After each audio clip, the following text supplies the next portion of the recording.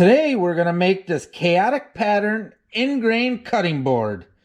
And what's kind of cool about it is we're going to be making it out of chainsaw milled lumber and scraps.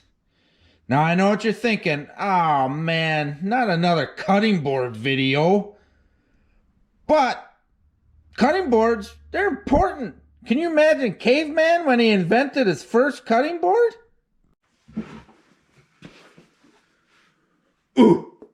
Keep dirt out of meat. Keep rock sharp. Cut board good.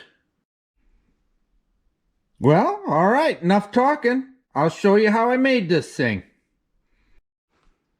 All right, here's the wood I'm going to be building these cutting boards out of. We got some maple, black walnut, and we got some cherry.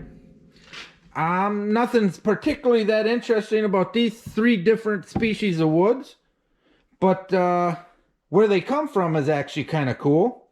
I'll go out in my yard and I'll show you. What's kind of cool is the black walnut I'm using. If you were to dig under this snow, you would find a stump, and this black walnut tree that's here right now grew out of the stump after I cut down the tree that I got all my black walnut lumber from. And then on the other end of my yard, I got this silver maple that's actually still standing. And if you look close, you see where it's cut off, like right there. And then we come to the other side. You can see where it's cut off right there. That's where I got all the maple from I'm using for the cutting board. All right, if you look past this fire hazard of unorganized wood I got going here, you'll see some cherry logs stacked up here in the bottom. I got that from a cherry tree that was actually in my parents' yard that highway department came through and cut down, and they left the logs. So I gathered the logs up, brought them home, milled some of them up, and some of them I haven't got around to yet. But that's where the cherry wood that's going into these cutting boards is coming from.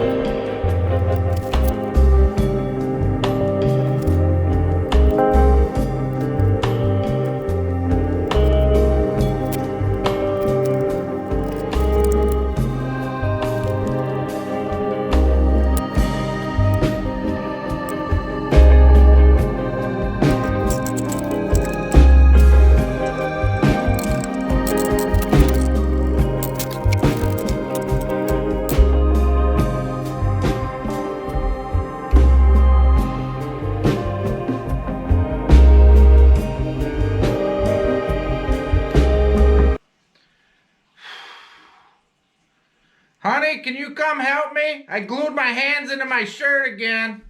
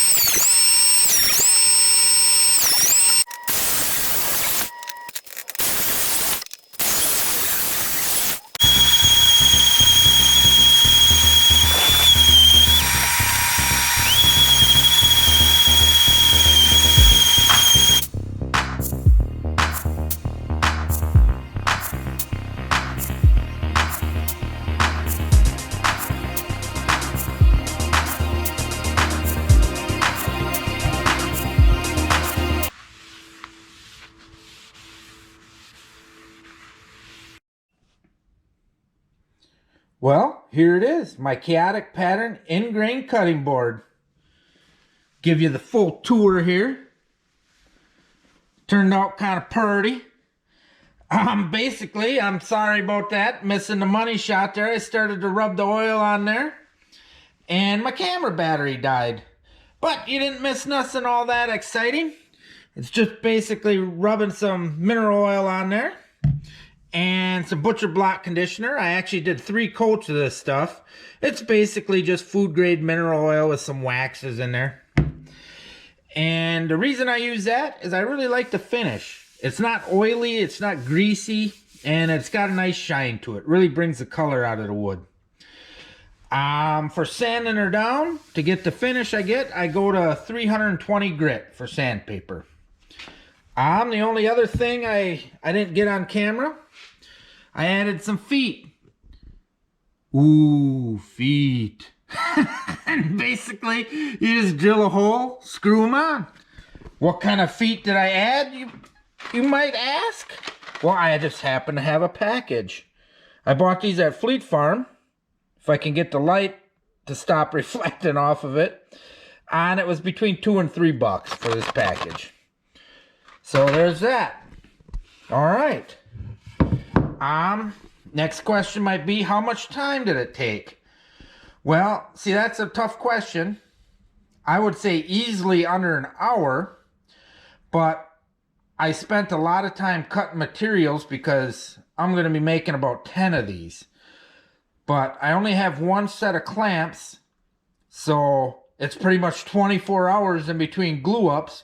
So to make these 10 of these will probably be over the next, 2 months. Because, like, I'll glue up one of these. I have another one glued up down there. I brought this up here, and when I get like 5 of these made, then I'll plane them, cut them, haul the pieces down there, and then I'll start gluing those to make these. Other things I could talk about. Oh, that chunk of wood that blew apart. Boy, that was exciting. Basically, that was just me being an idiot. I'll admit it, straight up. You get away with doing something the wrong way long enough, and you're comfortable doing it, even though you know it ain't the right way to do it. It was too thin on the end for me to cut it like that. But it is what it is. I still got all 10 of these, so no harm, no foul.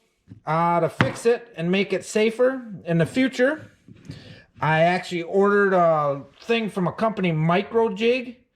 They got this tapering jig that they sell that you use with their gripper push blocks. I've never used one, but the videos online look pretty cool, and it looks pretty simple to use, and it should solve this issue so this does not happen again. All right, another question a person might have: cost. How much did it cost me to make this thing? Well, I actually had made a batch of cutting boards once, and I sold them. It was actually last year. And I actually did a cost analysis on the glue, the oil, the sandpaper, the butcher block conditioner, and then I threw together a percentage number for, wear and tear on the saw blades and the planer blades. And then you throw the feed in there, and I figured it was around $12 a board. It's not an exact science, because this had more cuts, obviously, than the ones I did before. And you could still do more cuts with this. If you wanted a more intense pattern, basically all you got to do is make a few more cuts. But after I broke these pieces off, my board was getting smaller and smaller, and I was like, man, I can't make too many more cuts or I'll run out of wood. But anyhow, so the $12 pretty much for the materials and tool usage. And being I'm not paying for the wood, that's basically what I have into this. I know the wood didn't just magically appear. I had to use fuel and bar oil and electricity to make it. But quite honestly, a lot of this wood that I'm using here, and I have accumulated this over years. But it's scraps that I won't use for much anything else. Even some of the maple I'm using a lot of it was curved. You know, I got the pieces that I'm using are pieces that dried and they warped or they split, and I'm cutting around that. And for the cherry, I'm using the pieces where the chunk, the stick, didn't go very far. The board had a bunch of knots in it where I could cut around the knots and use the cherry wood for that. So it's not like I'm going down to Woodcraft and buying the wood, because I was just down there, 2 days ago, and at Woodcraft, granted they're expensive. It's not where you're going to buy your lumber from anyhow, but they had black walnut for like $16 a board foot. I thought, man, that's crazy. But, you know, lumber prices are going crazy right now. It is what it is. And then what do I do with these boards? Sometimes I sell them. Sometimes I give them away. Last year I sold a bunch of cutting boards and in-grain cutting boards, depending on the pattern.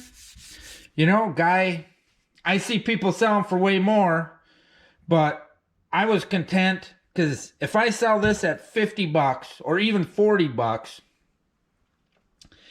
and if you were to do a time, my best guess would be between 30 and 45 minutes for me to make this board. And then with the cost of materials, like I was talking, you know, guys making $30 an hour, yeah, it's kind of hard not to make that product, you know. But you know, selling stuff isn't my favorite thing. You know, go sitting at the farmer's market or even dealing with people on Facebook Marketplace. But every year I usually make a few things I can sell, you know, just to cover the gas money and stuff for my trips up north. But that's why I make this.